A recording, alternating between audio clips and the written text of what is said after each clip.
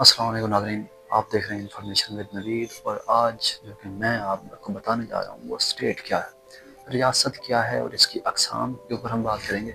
अगर आप पॉलिटिक्स के सियासत के ऊपर यानी कि मालूमात हासिल करना चाहते हो, आपके लिए वीडियो बहुत ही ज़्यादा अहम होने वाली है। तो इससे पहले स्टार्ट करने से पहले आप चैनल को सब्सक्राइब कर लीजिए और कमेंट करना भी मत भूलिएगा कि आपको ये हमारी वीडियोस कैसी लगती हैं। तो नाज़रीन, रियासत यानी कि स्टेट एक ऐसा पॉलिटिकल एंड एडमिनिस्ट्रेटिव यानी कि सियासी और इंतज़ामी इदारा है जो कि अपनी खुद मुख्तियारी रखता है एक किसी इलाके के ऊपर, कि जिसके अंदर वो अपनी सारे की सारी कवानीन बनाता है और उसके अंदर लोगों को, अपनी आवाम को सहूलियात देता है, उनके लिए कानून साजी करता है, उनको इंसाफ फराहम करता है और उनके हकूक़ का ख्याल रखता है। अब अगर हम इसके आगे चलते हैं तो रियासत किसे कहते हैं।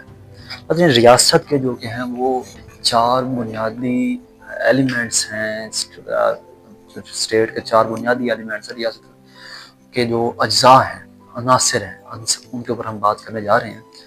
तो इससे पहले भी एक वीडियो बना चुका हूँ, वो ज़्यादा तफसील से है क्योंकि मैंने आपको बहुत ही मुख्तसर, क्योंकि ज़्यादा हम इसके ऊपर बात करेंगे फेडरल और यूनिट स्टेट के ऊपर तफसील के साथ।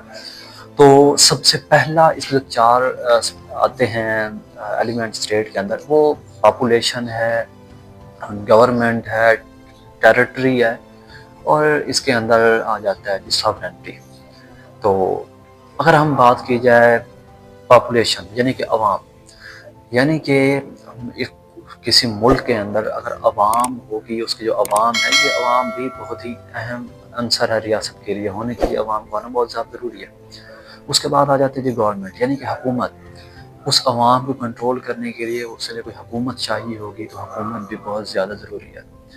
उसकी अगर हम चलते जाते हैं टेरिटरी की तरफ, तो उसकी डिफाइन यानी कि उसकी एक बाउंड्रीज होंगी, इंटरनेशनल सतह के ऊपर तस्लीम शुदा हदूद होंगी जिसके अंदर वो मौजूद होगी, यानी कि। और उसके बाद सॉवरेनिटी की बात आ जाती है, खुद मुख्तियारी की, कि वो अपने अंदरूनी और बैरूनी अपने ताल्लुकात कैसे रखने हैं, उसने वो सारे के सारे फैसले लेने में वो खुद मुख्तार होगी रियासत। और अगर आप इन चारों में से किसी एक चीज़ को माइनस कर दें, हटा दें, तो वो रियासत नहीं होगी, वो रियासत का दर्जा हासिल नहीं कर सकती। अगर आप गवर्नमेंट को ख़त्म कर दें तो फिर भी नहीं हो सकती, पॉपुलेशन को ख़त्म कर दें फिर तो साझेदारी हो ही नहीं सकती। अगर पहले तीनों अनासर हों, तो अगर सॉवरेनिटी ना हो तो फिर भी एक रियासत स्टेट नहीं बन सकती, भी नहीं होती, खुद मुख्तारी नहीं होती, तो फिर भी वो रियासत नहीं हो सकती। वहीं पर आप उसके पास किसी के पास अवाम भी हो, इनका पॉपुलेशन भी हो, गवर्नमेंट भी हो, टेरिटरी भी हो, यानी इलाका भी हो जिसके ऊपर हुकूमत करेगा, लेकिन अगर उनके पास खुद मुख्तियारी नहीं होती तो वो रियासत नहीं हो सकती, रियासत कहलाने की वो हकदारी नहीं है। उसके बाद हम चलते हैं जी इसकी अक़साम के ऊपर। इसके दो अक़साम है ना, तो अक़साम के अंदर, इसके अंदर आप सबसे पहले आती है जी यूनिटरी स्टेट यानी कि मरकज़ी हुकूमत, सॉरी मरकज़ी रियासत। और दूसरी है जी इसकी फेडरल स्टेट यानी कि वफाकी रियासत।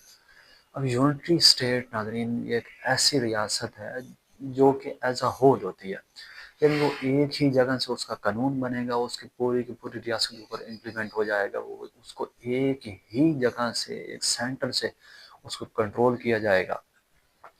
अगर वो सेंटर से कंट्रोल होगी तो उसके अंदर जो हुकूमतें होंगी वो उसके मरहून मिन्नत होगी, यानी कि जो भी उस वो गवर्नमेंट उसकी एक कानून बना रही है तो वो कानून पूरी की पूरी रियासत के ऊपर एज इट इज़ लागू हो जाएगा। उसके कोई अगर खिलाफ वर्जी करेगा तो वो उसका जिम्मेदार होगा।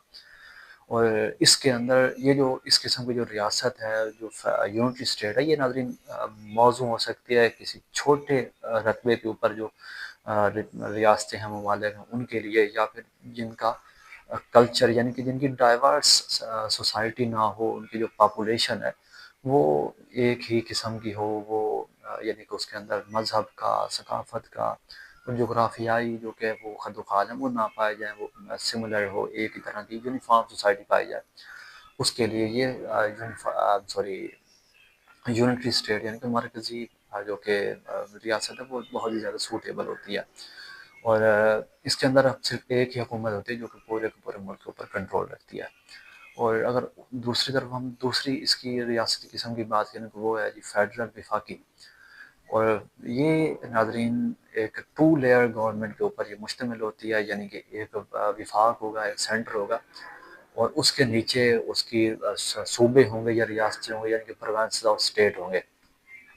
تو اگر ہم ان کی مثالوں کی بات کریں تو آج کی ماڈرن اسٹیٹس کے اندر آپ دیکھیں تو اگر ہم امریکہ اور جو کہ پاکستان ہے، یہ دونوں ایک فیڈرل اسٹیٹس ہیں اس کے اندر، اور اگر میں نے آپ کو پیچھے بتایا کہ پروونسز اور اسٹیٹس یعنی کہ صوبے اور ریاستیں دونوں ہو سکتی ہیں۔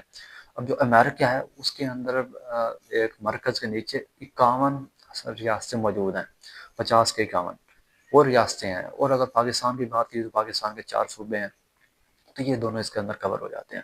اس کے اندر ناظرین کرام جو کہ ایک وفاق اور جو کہ صوبے یا ریاستوں کے درمیان ایک جو اختیارات کی تقسیم ہوتی ہے وہ آئین کے ذریعے کی جاتی ہے، اور جو پاکستان کا اس کے اندر آئین کا ہونا بہت زیادہ ضروری ہے کہ کس حکومت کا کیا اختیار ہے، کیا دائرہ کار ہے۔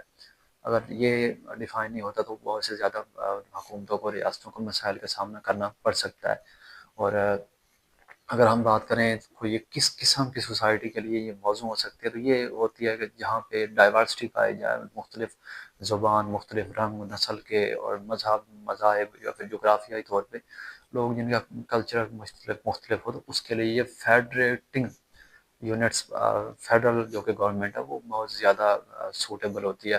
جس طرح اگر ہم پاکستان کی بات کریں تو پاکستان کے صوبہ پنجاب، سندھ، بلوچستان اور کے پی ہے، تو ان کے اندر گورنمنٹ یعنی کہ ایک گورنمنٹ مرکز میں کام کرتی ہے، اور اس کے اندر پھر نیچے صوبائی حکومتیں ہوتی ہیں جو اپنی جگہ پہ خود مختار ہوتے ہیں، جسے ہم پروونشنل اٹانومی کہتے ہیں۔ اور اگر اس آئین کے لحاظ سے بات کی جائے تو جو کہ میجر پوائنٹس ہیں وہ یعنی کہ سینٹر کے پاس ہوں گے، وفاق کے پاس ہوں گے، فیڈرل۔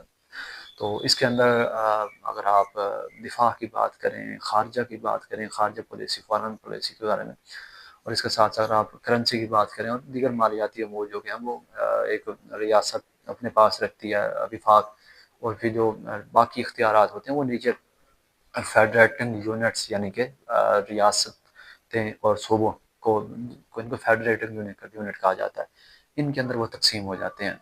تو اس کے اندر بہت ہی زیادہ خامی اور خوبی ناظرین دونوں قسم کے جو کہ نظام اس کے اندر پائی جاتی ہیں۔ تو یہ میں نے بیسک جو کہ فرق ہے وہ آپ کو بتا دیا کہ جو سینٹرل ہے، مرکزی ہے، وہ ایک ہی جگہ سے کنٹرول ہوتا ہے، ایک ہی جگہ سے قانون بنے گا۔ جو وفاقی ہے وہ صوبے بھی الگ سے اپنے قانون بنائے کچھ معاملات میں وہ اور وہ وفاق کو، سینٹر کو وہ فالو کرتے ہوئے اپنے پالیسیز کو بنائیں گے، ان کو امپلیمنٹ کریں گے۔ تو یہ تھا پورا کا پورا۔ اگر ہم اس کے آگے آنے والی ویڈیو، اگر ہم کی مثالوں کی بات ایک دفعہ پھر سے بتا دوں، جو سینٹرل ریاست ہے اس کی اگر ہم مثالوں کی بات کریں تو آپ کو یہ فرانس اور برطانیہ، یہ ایک سینٹرل گورنمنٹ کے اوپر سینٹرل اسٹیٹس ہیں، اور پاکستان اور امریکہ، اور ساتھ میں آپ بھارت کو بھی ساتھ ملا لیں تو یہ اور آپ کو یہ فیڈرل اسٹیٹس کے اوپر آپ کو یہ بہت اچھی مثالیں آپ کو مل جاتی ہیں۔ تو آج کی ویڈیو میں اب تک کے لیے اتنا ہی۔ آگے آنے والے ویڈیو میں ہم فارم آف گورنمنٹ کی بات کریں گے، جس کے اندر پارلیمنٹری اور پریزیڈنشل یعنی کہ صدارتی اور پارلیمنٹری نظام آتا ہے۔ اور ویڈیو کو لائک سبسکرائب کرنا مت بھولیے گا۔ اب تک کے لیے اتنا ہی۔ کوئی کسی قسم کا سوال ہو آپ کمنٹ میں پوچھ سکتے ہیں۔ اب تک کے لیے خدا حافظ۔